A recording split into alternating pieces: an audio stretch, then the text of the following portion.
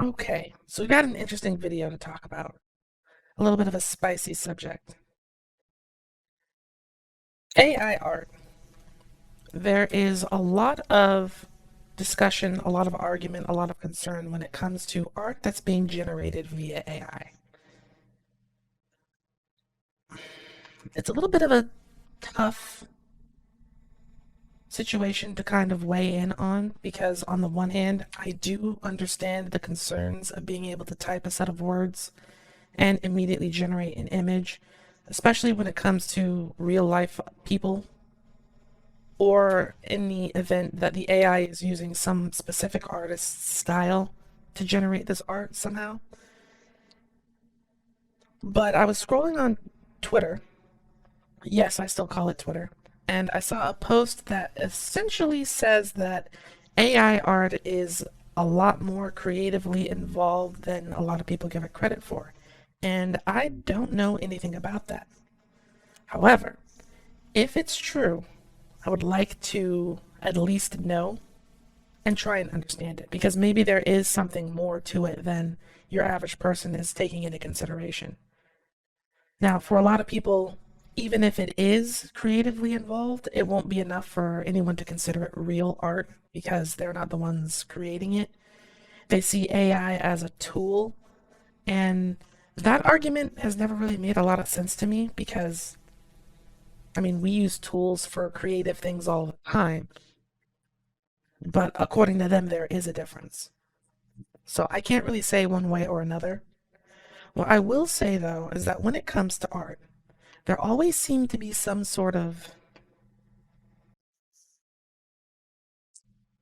um, some sort of reason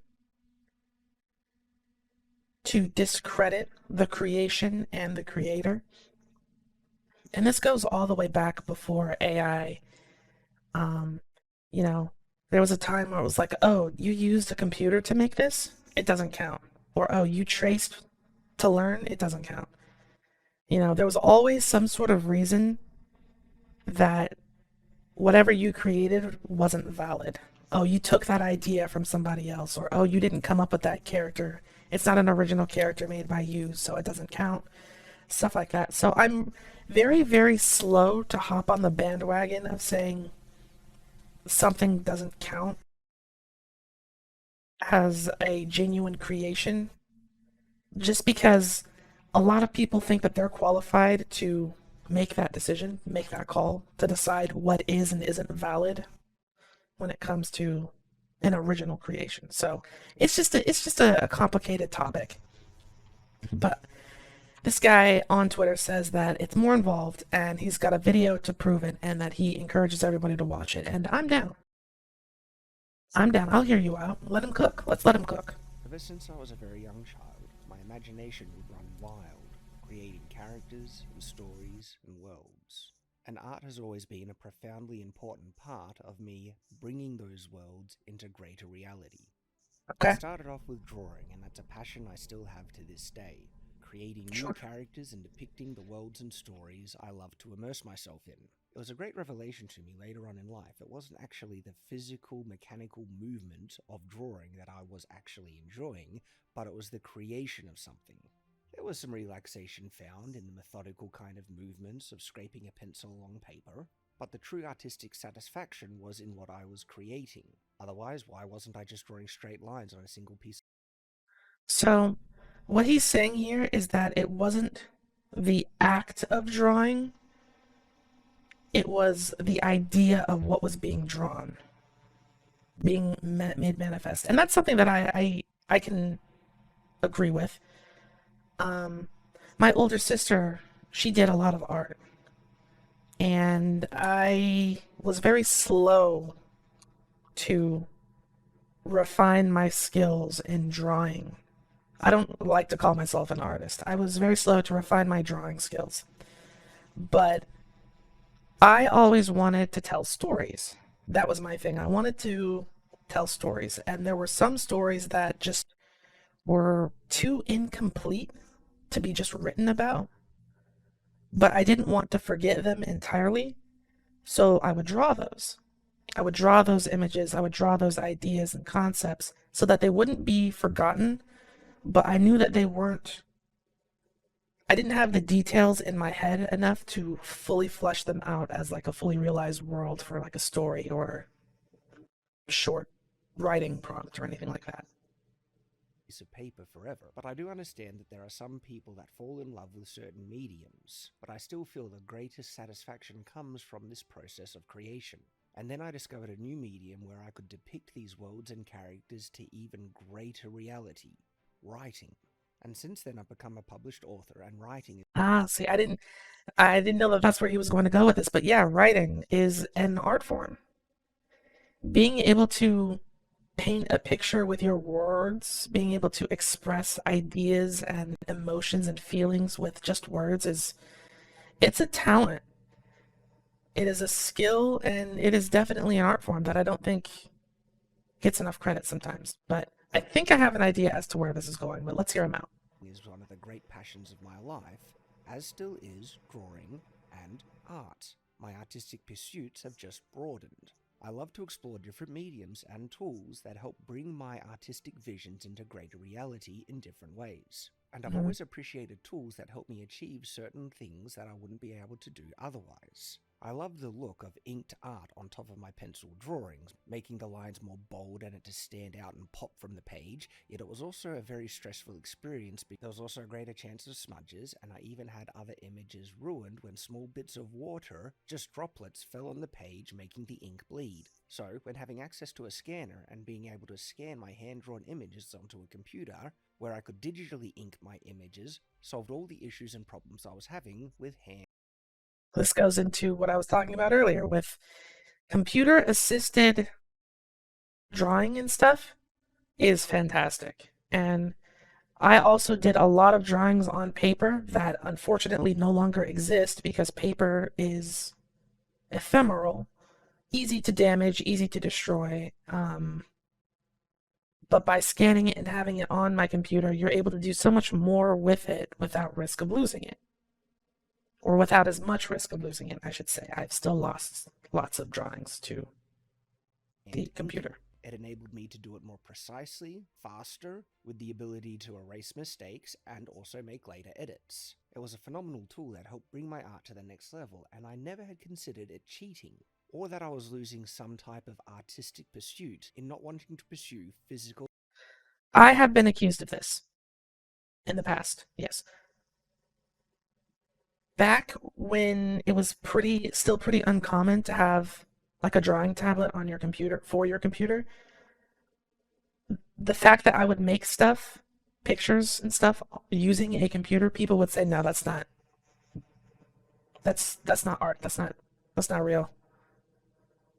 You didn't do it on paper with your bare hands, so it doesn't count." So, just keep in mind that as time progresses, there's always some other reason that what you do is invalid, like I was saying earlier. Hand inked art. Okay, I'm gonna stop pausing this much. Sorry. Experience I had with coloring. I never particularly enjoyed working with physical mediums, painting. I suck at coloring. I'm so bad at coloring. The same stresses existed for mistakes, but that wasn't to say I never did it or that I couldn't find great satisfaction in making a hand-colored piece of art. But discovering digital coloring fixed all the problems that I was finding with hand coloring myself, and enabled me to produce much, much higher quality art than I was able to do without it. Technology, even with computers, I can't color. I'm so terrible. Works, cutting out much of the tedious processes, and enabled me to express my artistic vision faster, easier, to a higher level of quality. So as you can imagine, any technology that grants this same benefit, I am very, very interested in, hence my interest in AI art generators. Many people view this new technology as something that robs people of their artistic pursuit and potential. What I see is the exact opposite. Indeed, far from robbing artistic expression, when you approach it with intent... Yo, wait a second. Hold on. I don't know for sure, but I'm going to assume that the image on the left is what he drew, because he's shown, the pencil drawing, then it being line arted on the computer. A specific vision in your mind that you want to achieve, It can enable you to bring that vision into a level of reality, detail, and beauty than you might ever have been able to do without it. But when you combine other artistic talents and abilities that you cultivate, Okay, his original drawing AI colored. that enables you to make the very best art with this technology. And I'm not kidding in this. I am an artist. I've developed a very keen eye for proportion and detail, and I have applied that in every artistic pursuit in whatever medium I'm using. There are many people who use AI art who have seen my images that I've made with this technology and have literally asked, how on earth do I produce these results? They see a difference in the quality that I'm able to achieve versus the quality that they have been able to achieve. And the answer is, I'm applying every single talent I have developed in multiple mediums in my pursuit and love of art to this medium as well. AI art generators are not a replacement of artists. In actual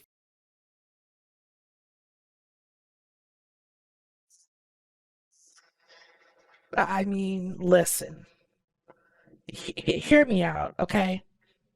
He's spitting right now. He's spitting facts.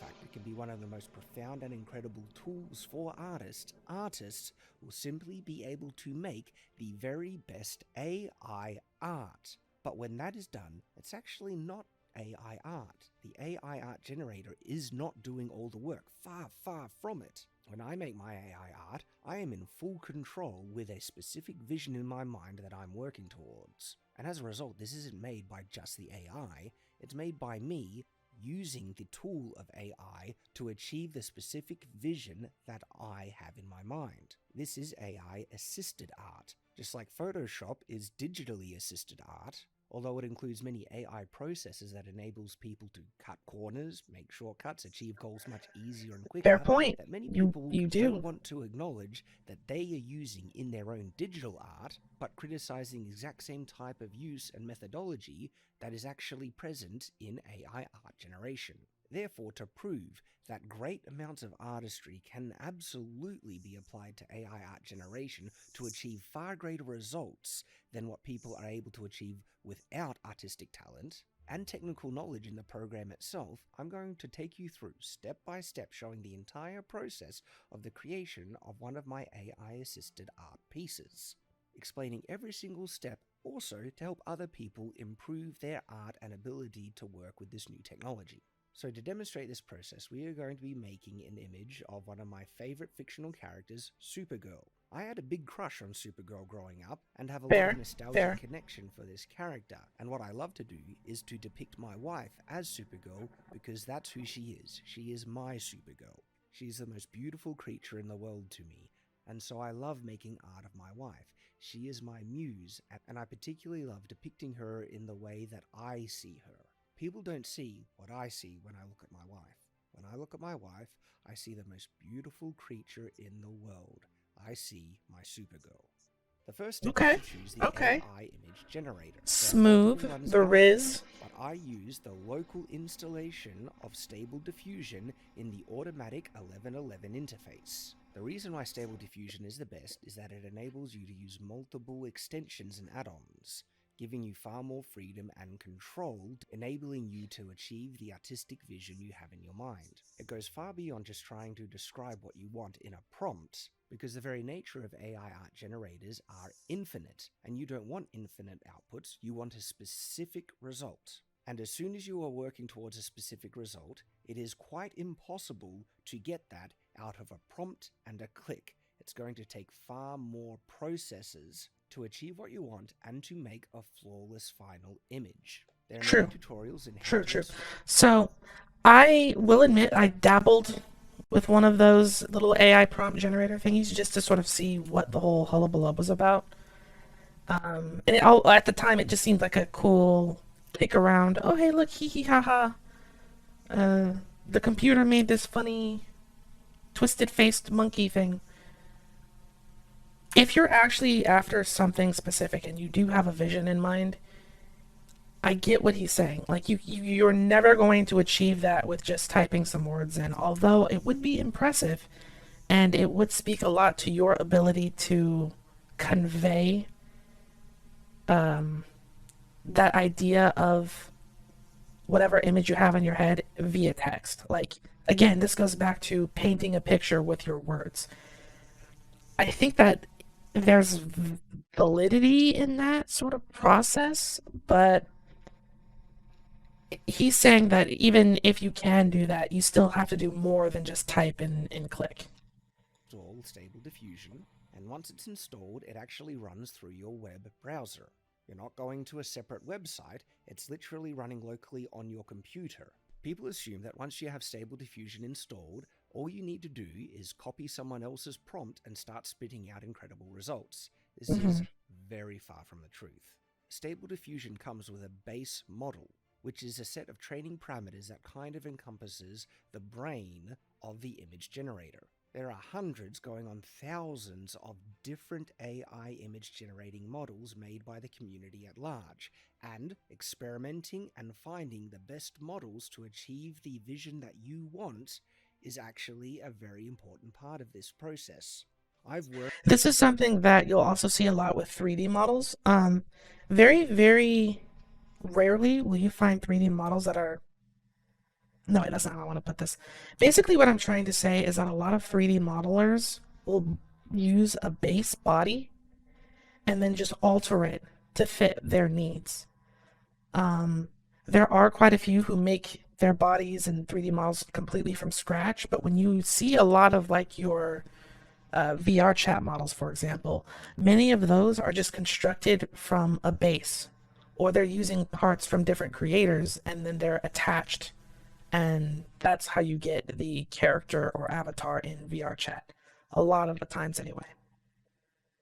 Worked with many, many different models, finding out their strengths and weaknesses, and as a result, I know which model will better help serve me in what I want to achieve. And to reach the quality that I'm able to achieve, I actually do something that not everyone does with these AI image generators.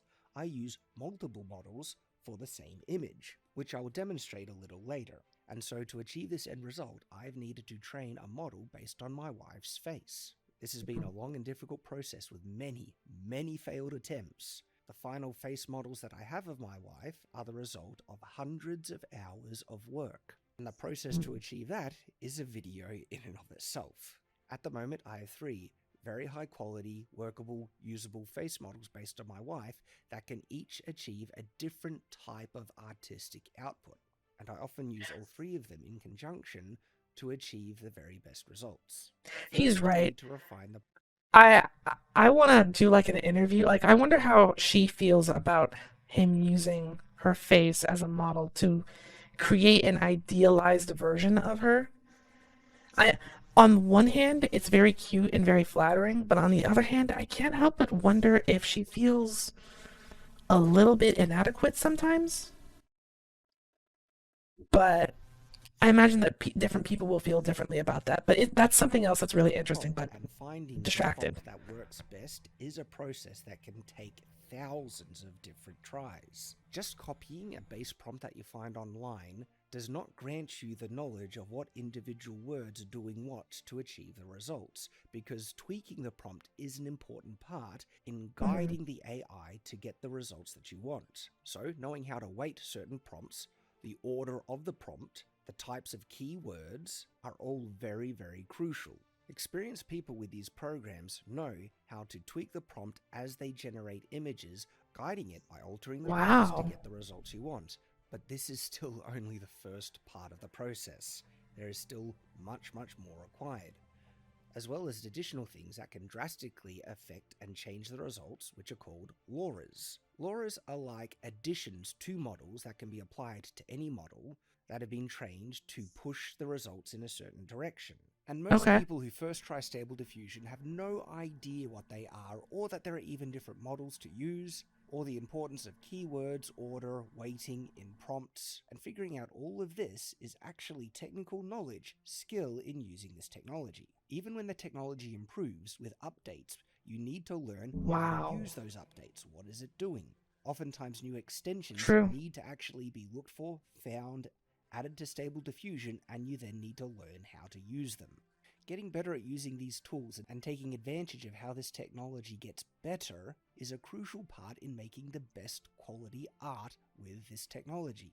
So the prompt that we're using here is raw photo, full body image of a beautiful sci-fi supergirl flying in the sky and wearing a long red pleated skirt and red cape and red boots. Starting with a full descriptive line of the image gives far more weight and guidance to the prompt. This doesn't work with all Okay. models though. You have to know the best prompts that work with different models. Then I have the line trigger word that generates my wife's face. This trigger word will literally achieve nothing in models that are not trained off of my wife's face, and so for the majority of these first generations, this is doing nothing. Then I I wonder why he start has with that one guiding word blocked out. keywords. These are all very important guiding words of the Maybe it's elements that I his want wife's in name. the It prompt, could and be a some name. Okay. might confuse you a little, like armor and sci-fi armor, metal top.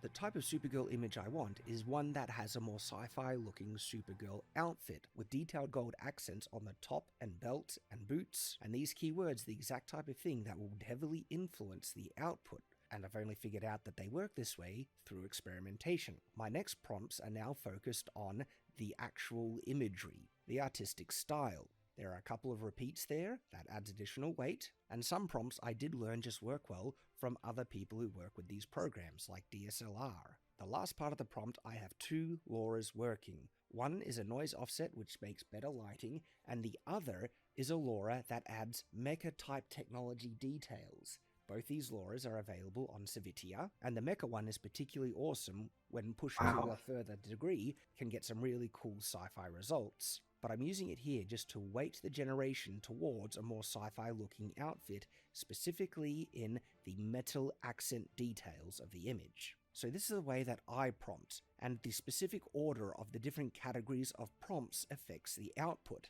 And it actually results in an AI-generated artistic style. My AI-generated images have a particular look to them, and it's a result of the way that I prompt. And I prompt this way because Buddy. it gives me the results that I want. This is not random. This has been achieved Buddy. through... Buddy. You got it. You fucking got it, man. You fucking got it. What can I say other than I am I'm sold. I'm sold. Wow.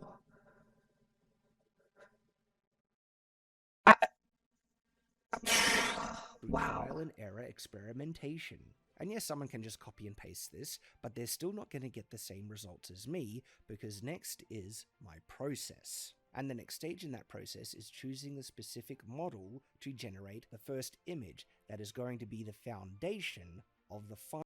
So if I'm understanding this right, yeah, just copying what he has there and putting it into your own Stable Diffusion AI isn't gonna work because he's using probably real pictures of his wife that only he has, as well as maybe even some of his own drawn artwork, which means that no matter how many different times you put in this prompt, you're never going to get anything on his level.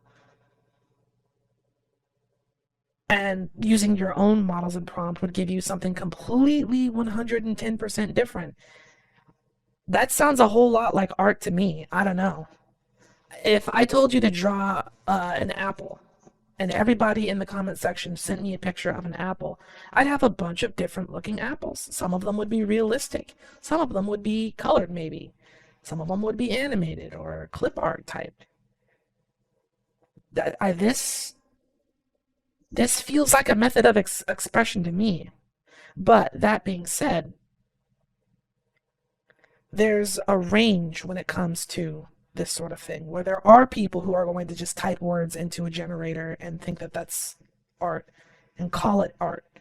But there are also people who are going to do it by hand and they're just going to trace somebody else's work and then call it their own. Like, no matter what your method is, there's always going to be a corner cutter kind of undermines it. So I definitely see why this is such a controversial thing because nobody's really taking into consideration the fact that there are people who are willing to go to these lengths to make something.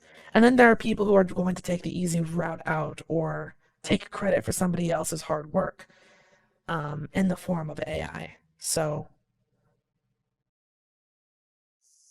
there's actually actually some Final stuff image. here. This And is a I'm good kind of video. shocked at how different this first image is compared to how it will look to the final result. After experimenting with multiple different models, I do have to say Rev Animated is one of the very, very best in terms of creative design. Fine details in clothing, lighting, composition. Rev Animated is incredible, but if you're only going to use Rev Animated, you're going to be limited by this model's limitations. It is not a realism model. It is made to make animated looking images. So we are going to be using the strengths of Rev Animated combined with the strengths of other models to achieve what we want. So I start generating a couple of images, and yes, some look good, but they don't have what I'm after. And then I generated this image, and at first I was ready to move on, but I paused because there was something that I saw in this image that I had to go back to. And this is where applying artistic talent is really important. You might not Okay. see what I see in this image, but I see potential for a brilliant pose and composition here. It's not actually there, but I see the potential for it. This is hugely important, and it defines such a massive difference in someone who is able to apply an artistic eye to this process versus someone who doesn't have the experience or ability to do so, and they're just limited with the images that they're able to generate. And so with this image, I now have a vision of what I can achieve with it. But to achieve that, that's going to require me editing the image into a far stronger guide to what I want the final image to be. And so to do that, we're going to bring it into Photoshop, but first we want a more detailed version of this same image. And so we're going to repeat the seed with the exact same prompt, which means we're going to generate the exact same image, but we're going to do the high-res fix, which is going to upscale it using the same seed input, which means the additional detail it's going to add is not going to warp the image away from what we want.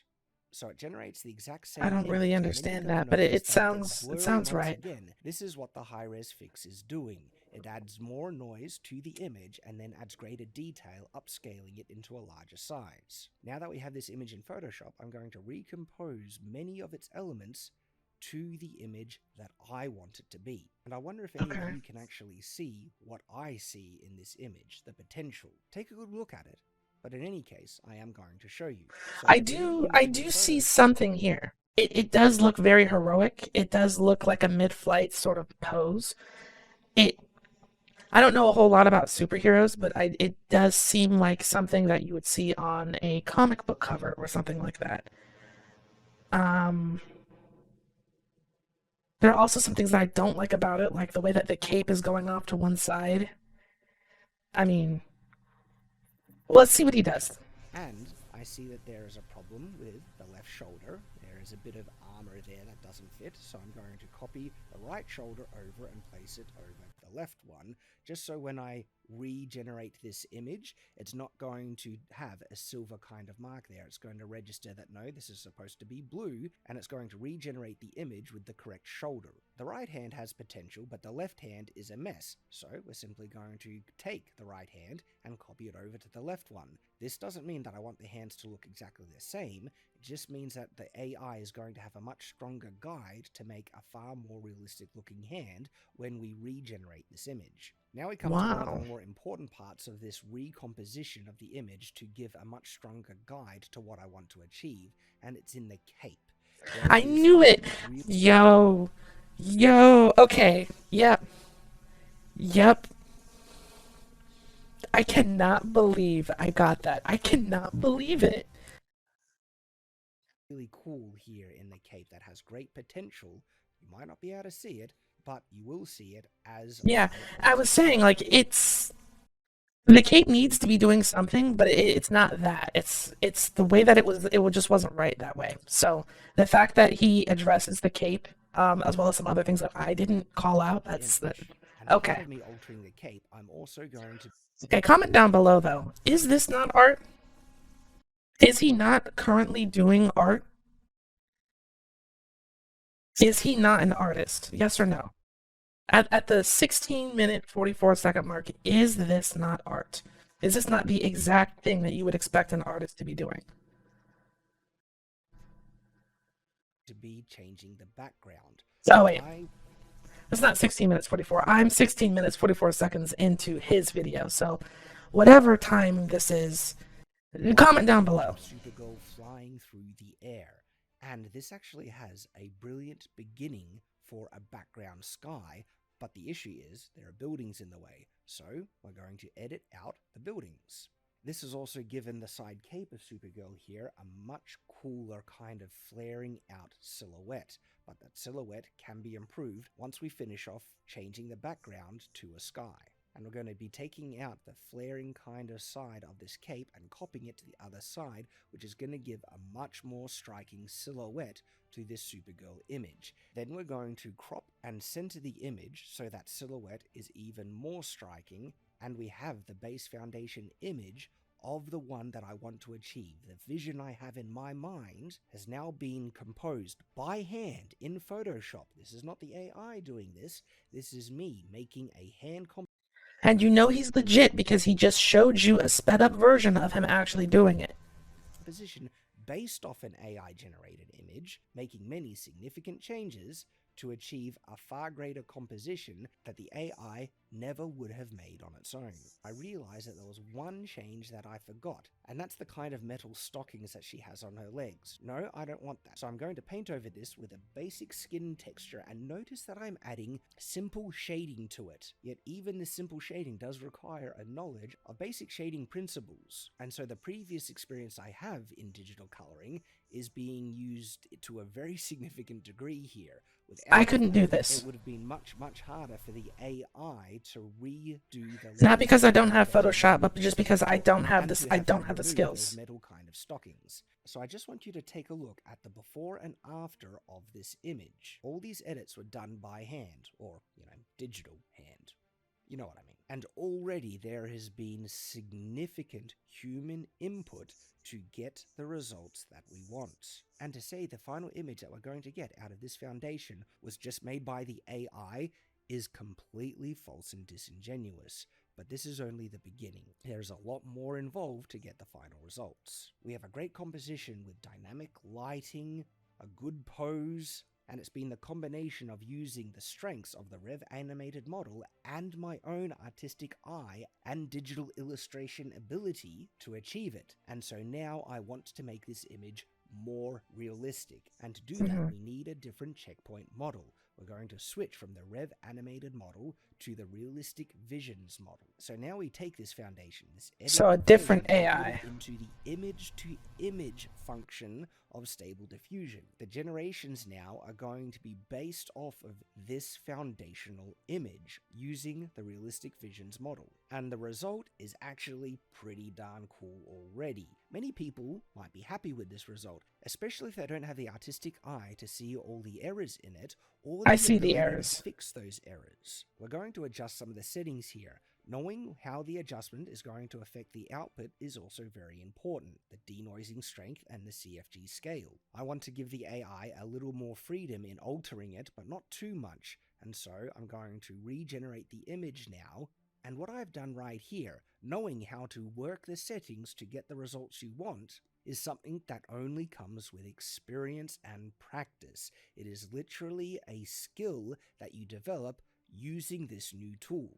And the final result is better. Specifically, look at how much better the hands are because I was able to give the AI a little more freedom to push it towards the results that I want. But it also changed the feet a little bit, and I like the feet of the original base image a little better. And so I'm going to generate a new image with less freedom to get the feet I want. And so what I'm doing here is I'm generating for different results at different parts of the image. Different settings sometimes gives enough freedom to get a better result, say on the Superman S, but lower settings will get a better result for the feet. And so then, what am I supposed to do if I like one thing from one image and elements of another one? Well, we're going to combine them, and we do that in Photoshop. And so I have 3 base images that I'm going to work with, and I'm going to grab some of the best elements of each. It's done the foot really, really well in this image, but only the left foot. So I'm going to grab that, and then I'm going to change that into a right foot and add it to the image. Again, the ability to do this requires knowledge of anatomy and proportion. Because I know how to draw feet, I also know how to change and warp this one so it will match a right foot in the image. Literally, I don't know how to do that. From the assets I've been able to create from the AI image generator. There are some unnecessary parts, additions on the skirt that shouldn't be there, so we're going to remove that as well. This is simply having an eye for proportion and consistency in the image. The skirt is also too short for my liking as well, so we're going to increase the length, and it doesn't need to be flawless in its quality. It's going to mess up the consistent lines of the pleats of the skirt, but that actually doesn't matter, because what we need is to give the AI a guide so it knows what to fix. That's what we're doing here. And what we want to fix is specifically the length of the skirt. It will be able to fix the pleats on its own if we give it enough freedom, specifically in the denoising strength. There's another error here on the image that you need to have a keener eye to see. Do you see on the right part of the cape how the sky is brighter above the cape but darker underneath? That gives a kind of unnatural transition to the cloud, so we're just going to brighten it a little. Okay, so I didn't notice that. No, that's beyond me, artistically speaking. To the top is also a little inconsistent, and I would actually like kind of metal toggles or something that's going to attach the cape to the outfit. So we're going to add 2 gold lines added by gold accents on the outfit. This means removing certain lines that we don't want on the image and adding new lines that we want the AI to latch onto and fix. We're also going to readjust the color so the AI again has a stronger guide to color the image how we want. And here is the before and after of the image with the edits that we have made in Photoshop. Wow. There's another significant element that we're going to do here that's going to help improve the quality of this image dramatically. So much so that my graphics card doesn't actually have the power to do it.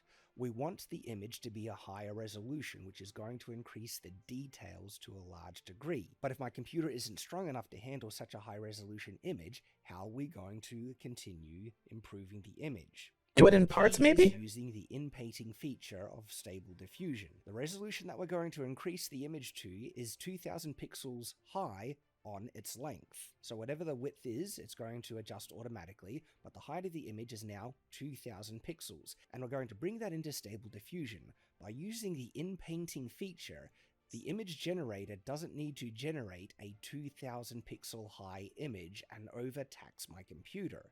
It's only going to generate the section of image that I'm highlighting, which is actually closer to around 700 pixels, not 2000.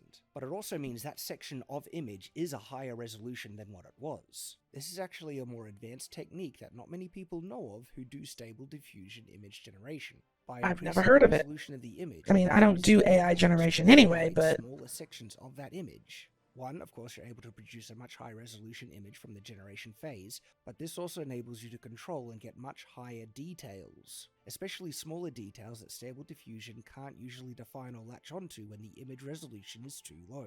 This can be important with small elements of the picture like buckles or buttons or symbols, eyes and more, and so we're going to regenerate that section of image using the image-to-image feature, so it's using the input image as its base and foundation to be the primary guide for the results. And sometimes that is a lot of technical jargon. Different, but as I compare them, I can see that the S works better in one and that the belt looks better in another. And so we're going to bring that image back into Photoshop and we're going to make certain corrections. The shade transition on the bust is too jarring and it makes them look pointed, and so we're going to smooth those out. We're going to remove certain lines that we don't want on the outfit, and we're going to make the toggles that are connecting the no cape nip-nops consistent on each side, removing certain artifacts and elements on the image that don't make sense, like fixing up the neckline. We're going to bring that image back into Stable Diffusion image to image, and we're going to lower the settings so it doesn't alter it as much. But using as a guideline for the new image, we're going to generate different results. And it's already looking much better with higher detail. And there are still many additional things that we need to fix. The next stage is fixing the skirt. And so we're going to bring that into in-painting, select the skirt, and adjust the... So he's up-resing individual sections of the image.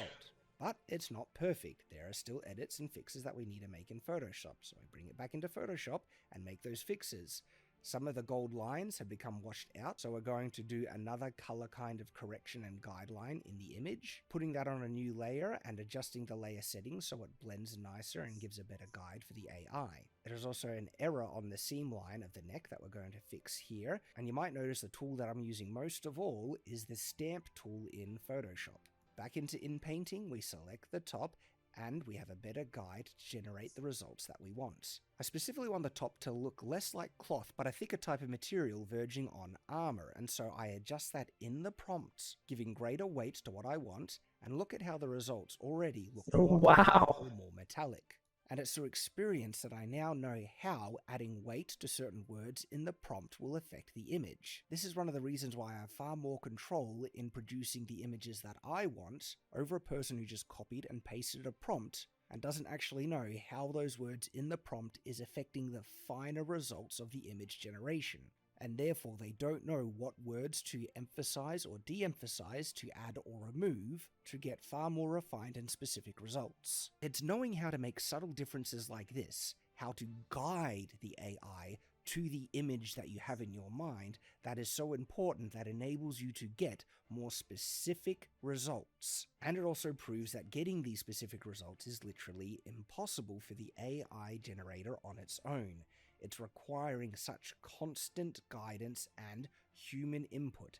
This literally feels like me making changes on a canvas with a brush. And based on the results, I go back into the prompt, changing it, making greater This weight is, and different. I would argue that this is even more because you are going into a canvas and making changes with a brush, but you're also doing something that's on the level of like scripting.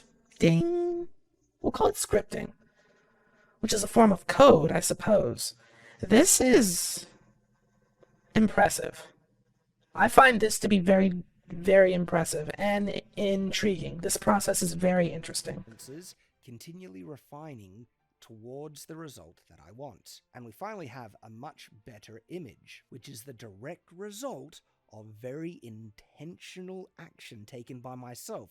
This wasn't the AI pushing for these results, that was me, as if I had a digital brush remaking the image. Still not perfect, we need to make some fixes in Photoshop. Removing lines, artifacts, defining certain shapes, fixing up colors, and more. Back into image to image, we're going to do another generation but with a much lower setting, because we don't want the AI to change the image too much at this point, but what we want is for the AI to blend all those edits together so they look seamless. And look at the result here. This is so much better. In fact, the top is basically done. It's easily of high enough quality that many people would be happy with. I'm going to make some additional edits a little later on, but we are ready to move on to other elements of the image, like fixing up the skin tone on the legs, fixing up the hands and so they look far better and more realistic. This again is literally digital illustration that I'm applying to the image. We're going to fix up the color in certain parts as well, and then even make more significant changes to the color because I actually want red cuffs instead of pure gold. So this is a matter of adding a color layer and adjusting the layer settings to change the color from underneath, but using the same texture and shading.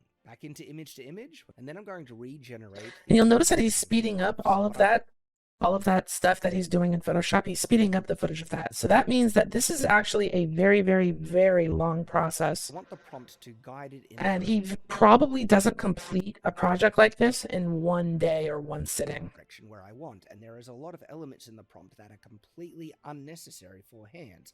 I first need to add detailed hands to the prompt for it to give it a focal point that I'm generating hands here, and then I can remove a lot of the other unneeded elements. And now the hands are looking much better. But the cuffs don't look metallic enough or armored enough, so I'm going to regenerate those with the Mecha LoRa added back in, which is going to make it look more metallic. Okay, I don't mean to skip through your video, but I think we get it.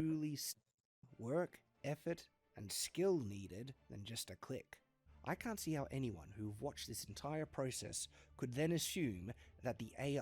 Sorry I didn't watch the entire process, but I get it. Like, this is a process, and I watched most of it. ...is just doing all the work, and that there is no human artistic vision or input or talent needed. People who say such things honestly do not know what they are talking about. They are statements from profound ignorance when it comes to this technology. I'll agree. Not only do I agree with that sentiment, I'll also admit that I was one of those ignorant people who didn't think that it went this deep. If there were more people using AI to generate like this, I think there would be no question that it is actually art. None whatsoever. So if you're out there and you generate AI art and you want your art to be taken seriously, defer them to this video, explain your process, show people all of the work that goes into making whatever it is that you make. Prove to them that it is not as simple as what they claim it is to be. And if they're still not convinced, tell them, hey, if it's so easy, then why don't you do it? You do it. Get on my level. Go ahead and reach my level of quality if it's as easy as you think it is. And they won't be able to. And you'll have all of the proof that you need. You can squash any argument with, you do it then. You don't like my videos? You go and edit something then. You think you can do better? You go play the game. You want to generate art? You go use the AI and see if you can get anything that looks this good. But that's my take on it. I think that this is a fantastic video, and I'll definitely leave comments, leave a link to it in the comments below. Let me know what you all think, because this has given a layer to the argument that I just wasn't aware of at all. I learned a whole lot from watching this video, and I think he did a great job putting it together. That's going to do it for me. As always, thank you so much for watching, and I will see you all in another video.